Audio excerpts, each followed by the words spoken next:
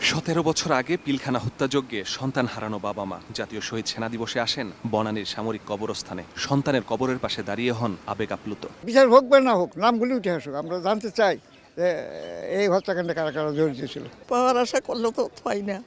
এখন যদি আল্লাহ করে বাবা এই বলতে পারি না, বললে বাবা নিশার বন্ধ হয়ে আসে। সুস্থ বিচার হয়, এখন তদন্ত হয়, আমরা যেন দেখে যেতে পারি।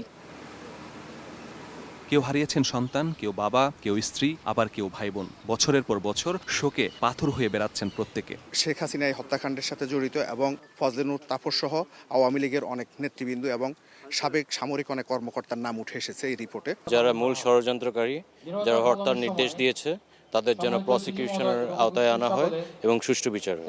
কারা ছিল এ নেপথ্যে, কারা ছিল পর্দার আড়ালে, তাদেরকে আমরা এখনো বের করতে পারিনি। এটা আমাদের কি বলবো, ব্যর্থতা।